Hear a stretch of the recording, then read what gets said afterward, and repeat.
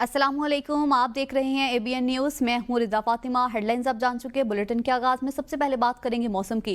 शदीद गर्मी की लहर के बाद वफाकी दारुल हुकूमत पंजाब और खैबर पख्तूनख्वा, बलोचिस्तान और आज़ाद कश्मीर के मुख्तलिफ इलाकों में बादल खुलकर बरस पड़े। इस्लामाबाद, रावलपिंडी में दिन को रात का समा, हर तरफ अंधेरा छा गया। जालाबारी के साथ तूफानी बारिश ने जलथल कर दिया। मुतादिद इलाकों में बिजली की सप्लाई भी मुअत्तल हो गई। इंतजामिया मुतहरिक नजर आई। अफसरान को फील्ड में रहने की हिदायत कर दी गई है। बारिश और यालाबारी से मौसम खुशगवार। गर्मी के मारे शहरियों ने सुख का सांस लिया। तो दूसरी जानिब अटक में भी तूफानी बारिश, दरख्त जड़ से उखड़कर गाड़ियों पर गिर गए। तजारती मराकज में दुकानों के बोर्ड उखड़ गए। बोसीदा मकान की दीवार भी गिर गई। लाखों रुपए का नुकसान। बारिश और यालाबारी के बाइस कई फीडर स्ट्रिप कर गए। हुजरों में भी तेज बारिश से गर्मी का जोर टूट गया। बारिश के बाइस मुतादिद फीडर स्ट्रिप कर गए, जिसके बाइस मुख्तलिफ इलाकों में बिजली की बंदिश का सामना रहा।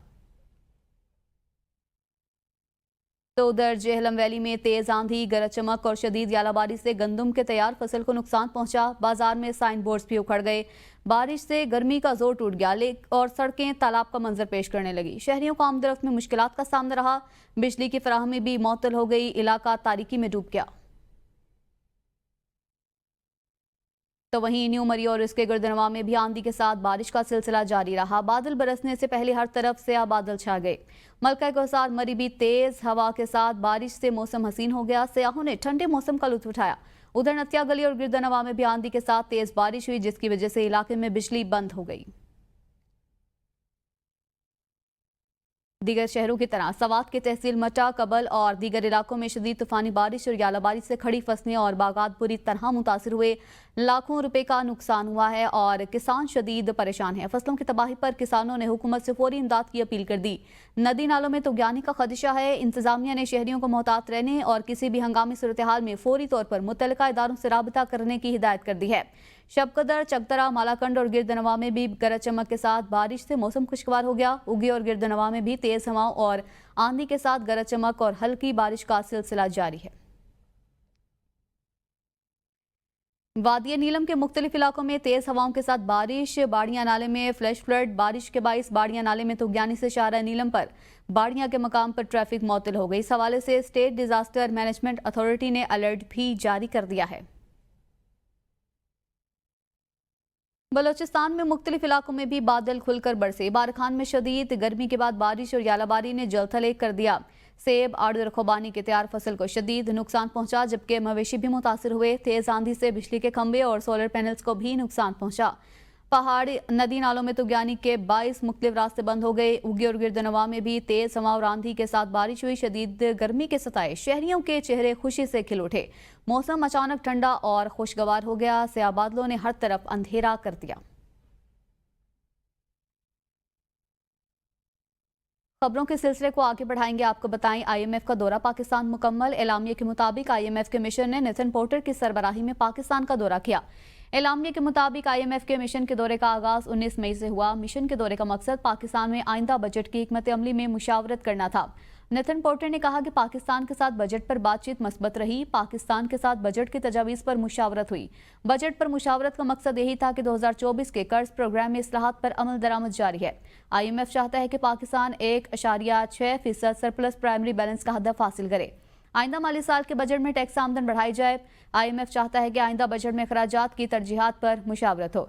एलामिया में मजीद कहा गया कि बजट मुशावरत में तवानाई की इस्लाहात पर भी बातचीत हुई। पाकिस्तान में तवानाई की लागत कम करने के लिए बातचीत हुई।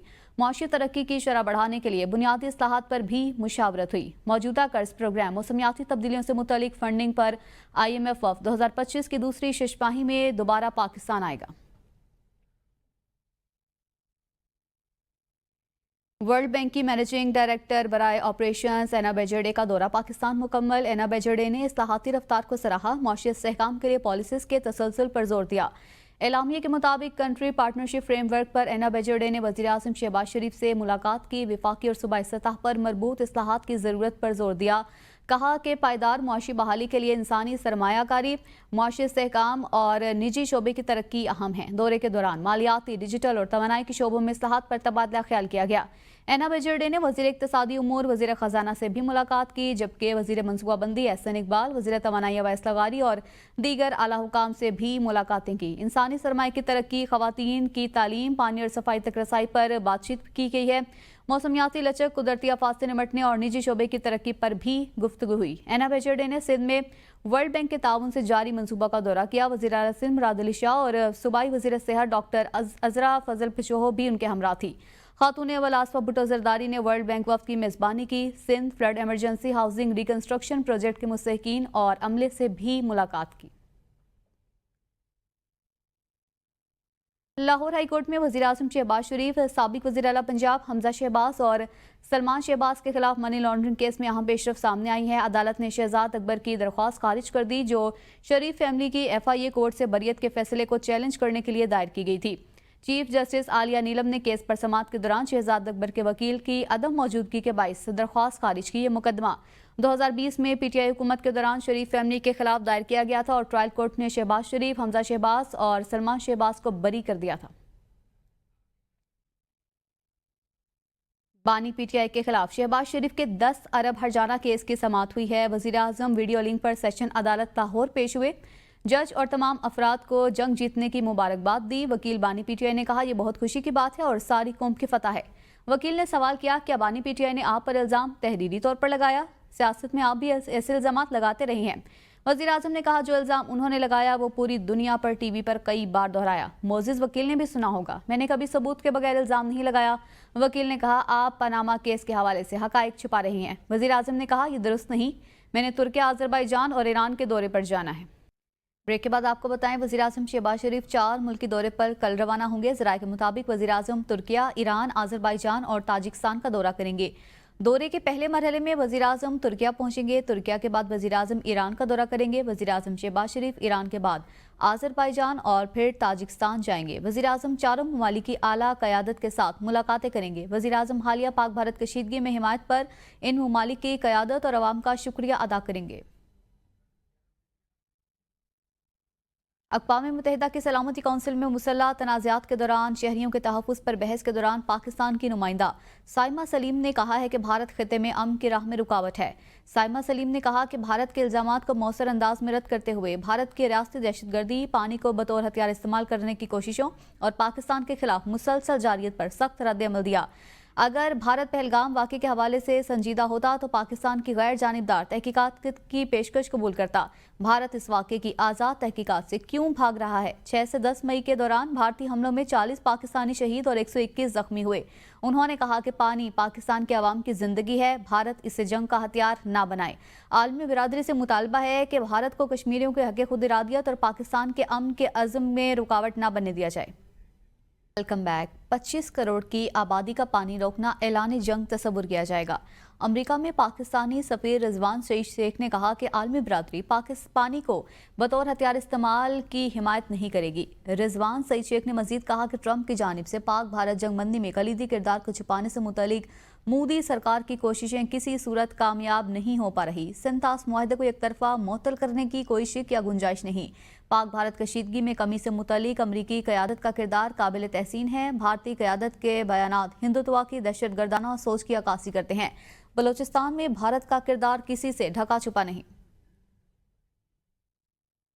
वज़ीर आला सिंध से वर्ल्ड बैंक के MD की सरबराही में आला सतह के वफ़द की मुलाकात हुई है। मुराद अली शाह ने कहा कि सैलाब से मुतासरा 32,000 देहात में वॉश प्रोजेक्ट के तहत सहूलियात फराहम कर रही हैं। घरों का मंसूबा मकानात से बढ़कर एक जामिया समाजी तब्दीली की तहरीक है। 7.5 लाख मकानात की बुनियाद मुकम्मल, 5 लाख घर तकमील के आखिरी मराहिल में हैं। 9 लाख खवातीन के नाम पर ज़मीनों के सनदें जारी कर दी। हाउसिंग मंसूबे से 10 लाख से ज़ायद मुलाजमतों के मौके पैदा हुए। वज़ीर आला सिंध ने वर्ल्ड बैंक के वफ़द का CM हाउस में कायम फोटो गैलरी दिखाई और वफ़द की वज़ीर आला हाउस की तारीखी इमारत की खूबसूरती की तारीफ। गुजरात से ताल्लुक रखने वाले 4 लापता सयाहों का एक हफ्ते बाद सुराग मिल गया। गिलगित स्कर्दू रोड में गंजीपड़ी के मकाम पर सयाहों की गाड़ी हादसे का शिकार हुई थी। मकामी पुलिस के मुताबिक 4 सयाहों की लाशों का पता चल गया है। रेस्क्यू के मुताबिक गाड़ी दरिया के किनारे पर मौजूद है। 3 दोस्तों की लाशें गाड़ी के अंदर और एक लाश गाड़ी से बाहर गिरी हुई पाई गई। रेस्क्यू के मुताबिक एक लाश को रिकवर कर लिया गया। रेस्क्यू ऑपरेशन ताहाल जारी है। कोहलू में मगवी लड़की के भाई का पुलिस पर सहूलतकारी का इल्जाम। पुलिस ने लड़की के भाई को तहसील ऑफिस से हिरासत में ले लिया। वाकये पर वकला बरादरी ने सेशन अदालत कोहलू से रुजू कर लिया। वकला के मुताबिक पुलिस इसे झूठे मुकदमे में नामजद करने की कोशिश कर रही है। न्यूज़ स्टूडियो सब तक के लिए इतना ही। आप देखते रहिए ABN न्यूज़, कौम की सोच।